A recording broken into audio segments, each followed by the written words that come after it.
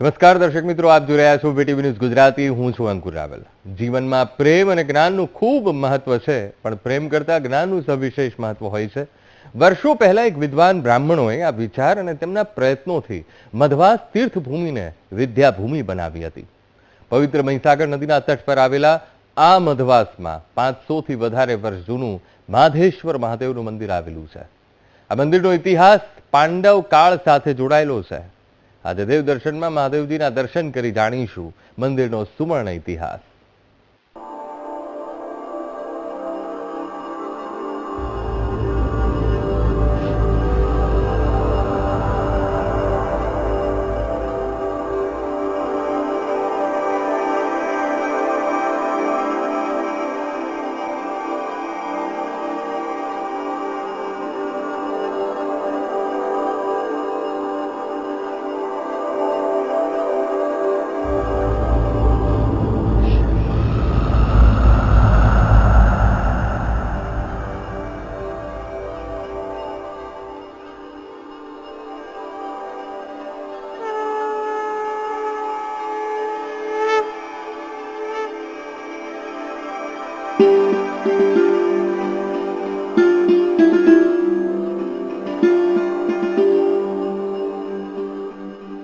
મધવાસ પવિત્ર મહીસાગર નદીના તટે આવેલું છે, જે સાગરનું ઉપનામ ધરાવે છે.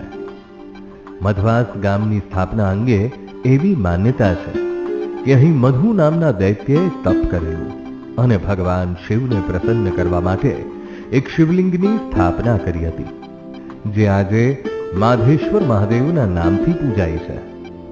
અને આ જ નામ ઉપરથી ધીમે ધીમે મધવાસ નામ પરિવર્તન થયું હોવાની માન્યતા છે. તો પહેલા આ ગામમાં સંન્યાસીઓ અને ઋષિ મુનિઓની અવરજવર વધારે રહેતી, એટલે પણ આ ગામનું નામ મધવાસ હોવાની માન્યતા છે.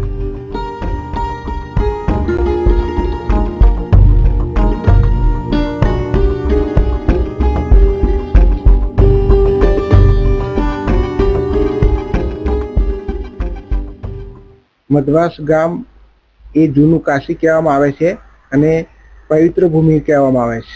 આ ગામની અંદર વર્ષો પહેલા મધુ નામના એક દૈત્યે તપસ્યા કરી હતી અને ભગવાન શિવજીની લિંગની સ્થાપના કરી હતી, અને એના ઉપરથી એ શિવજીનું નામ મધવેશ્વર પડેલું હતું, અને આગળ જતો અપભ્રંશ થતો મધવાસ નામ એના ઉપરથી પડેલું છે.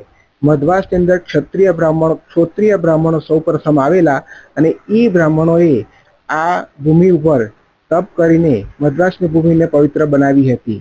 મધવાસ ગામમાં આવેલું માધેશ્વર મહાદેવનું મંદિર 500 થી વધારે વર્ષ જૂનું આ પ્રાચીન શિવાલયમાં લખાયેલા લેખમાં સંવત 1507 નો ઉલ્લેખ કરવામાં આવ્યો છે.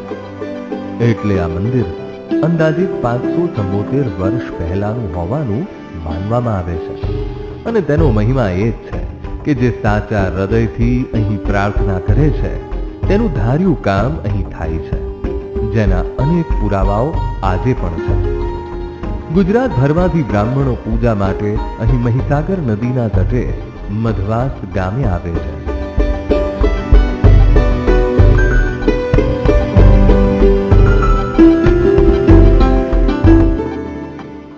આ 500 વર્ષ પુરાણું શિવજી મંદિર છે અને 101 વર્ષ પુરાણું રણછોડજીનું મંદિર છે. હું રોજ આ મંદિરમાં સવારે દર્શન કરવા માટે આવું છું, અને અહીંયા થોડી વાર મંદિર પરિસરમાં અમે બેસીએ છીએ, અને બહુ સુંદર અમને પોઝિટિવ વિચારો આવે છે. જ્યારે પણ જીવનમાં ગમે તે બી ગૂંચવણ મનમાં ઊભી થાય ત્યારે આ મંદિરે આવી અને અમે શિવજીને જળનો લોટો ચડાવીએ, ભગવાન શ્રી કૃષ્ણ દર્શન કરીએ, તેથી અમારી મનોકામનાઓ સારી રીતે આ મંદિરમાં પૂરી થાય છે, અને મારી આસ્થાનું પ્રતીક છે આ મંદિર. મધવાસ ગામના બ્રાહ્મણોની કુળદેવી માં લક્ષ્મી પણ અહીં સાક્ષાત બિરાજમાન છે. વિવિધ યજ્ઞ અને વિધિ માટે દરેક સમાજના લોકોનો અહીં અતૂટ વિશ્વાસ છે. અહીં શિવજીનો વાસ, સ્મશાન, નદી અને મંદિરનો અનોખો સંગમ ભક્તિ માટે ખૂબ સફળ છે. ખૂબ ઓછી જગ્યાએ આ ત્રણેય સ્થાન હોય છે.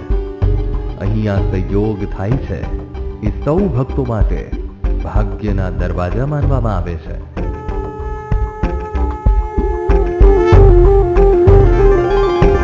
ઓમ નમો શિવાય.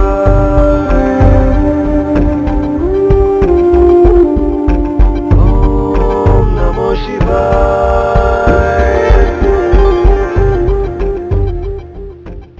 કે અહીંયા નદી મહીસાગર નદી કે જેનું પાણી ક્યાંય ખૂટતું નથી અને મહીસાગર નદી એટલે એક પવિત્ર નદી તરીકે ઓળખાય છે. આ મહીસાગર નદીનો સંગમ બાજુમાં એક સુંદર મજાનું 100 ગામથી લોકો આવે છે એવું સુંદર મજાનું એક સ્મશાન અને શિવજી સ્મશાન અને નદી આ ત્રણનો સંયોગ બહુ ઓછી જગ્યાએ હોય અને એવી એક આ જગ્યા કે જ્યાં આસ્થાનું દરેક પ્રજા માટેનું આ કેન્દ્ર છે. લુણાવાડાથી માત્ર 10 કિલોમીટરના અંતરે અને મહીસાગર નદી કિનારે આવેલું અતિ રમણીય મધવાસ ગામ આશરે 2000ની વસ્તી ધરાવતું ગામ છે. આ ગામમાં સર્વધર્મ સંભાવનાનું ઉત્તમ ઉદાહરણ જોવા મળે છે. આ મંદિર શ્રદ્ધાળુઓ માટે આસ્થાનું કેન્દ્ર હોવાની સાથે પ્રાકૃતિક પ્રેમીઓ માટે પણ આકર્ષક પર્યટન સ્થળ છે. અહીંથી પસાર થતી મહીસાગર નદી અને નદી તટ ઉપર આવેલું માધેશ્વર મહાદેવનું મંદિર આકર્ષણનું કેન્દ્ર છે.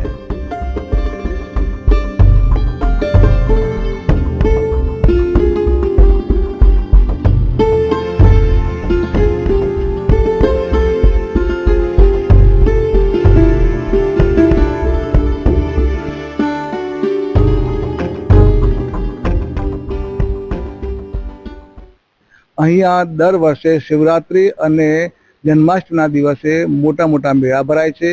શ્રાવણ મહિનામાં લોકો દૂર દૂરથી રણછોડજીના, મહાલક્ષ્મીના, શંકર ભગવાનના દર્શન કરવા આવે છે અને મહીસાગર નદીમાં પવિત્ર થવા માટે સ્નાન કરવા માટે અહીં પધારે છે. આ સ્થળ પાંડવ કાળ સાથે પણ જોડાયેલું હોવાનું માનવામાં આવે છે. માધવ નામનો અર્થ ભગવાન શિવ અહીં માધવેશ્વર તરીકે બિરાજે છે. મંદિરની શાંતિ અને આધ્યાત્મિક અનુભવ ભક્તોને મંત્રમુગ્ધ કરી દે છે.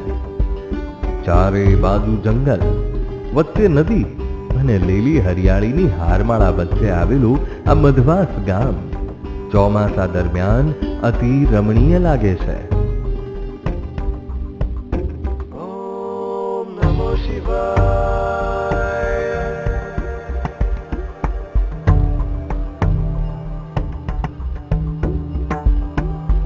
ઓમ નમો શિવાય.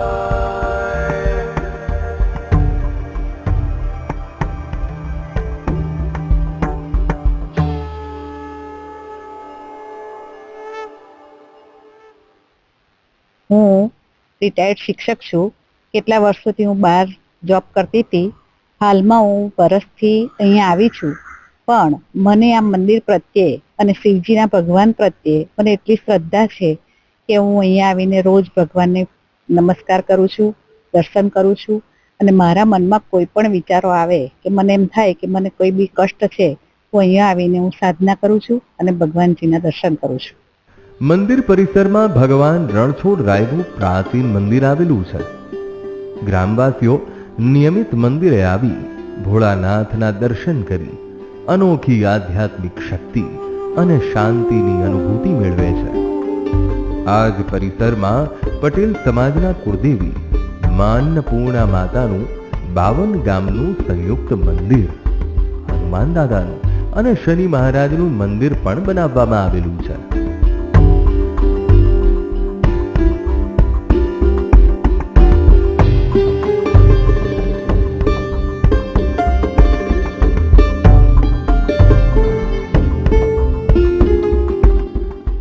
આ પરિસરમાં અત્યારે અન્નપૂર્ણા માતાજીનું મંદિર, મહાદેવજીનું મંદિર અને એ સિવાયના બીજા અનેક મંદિરો આવેલા છે અને વર્ષે 4 થી 5 વખત ગામજનો સામૂહિક ભોજન અહીં કરે છે અને આ મંદિરની આ જે પ્રતિમા છે, જે મૂર્તિ છે, એ ડાકોરના રણછોડજીને મળતી આવે છે અને ઘણા બધા માણસોની આસ્થા રાખીને એની ભક્તિ કરે ત્યારે એમની આશા પરિપૂર્ણ થયેલી છે એવા ઘણા બધા દાખલા સામેલ છે. મહાદેવજીના મંદિરે વર્ષ દરમિયાન આવતા દરેક ઉત્સવ ધામધૂમપૂર્વક ઉજવવામાં આવે છે. મહાશિવરાત્રિના પવિત્ર દિવસે અહીં ભવ્ય મેળા જેવું વાતાવરણ સર્જાય છે. હજારોની સંખ્યામાં ભક્તો દાદાના દર્શનાર્થે આવી પોતાની મનોકામના વ્યક્ત કરે છે, જે ભગવાન ભોળાનાથના આશીર્વાદથી પૂર્ણ થાય છે. શ્રાવણ માસના પવિત્ર મહિનામાં દર સોમવારે અહીં વિશેષ પૂજા અર્ચના અને લઘુરુદ્રના પાઠ કરવામાં આવે છે.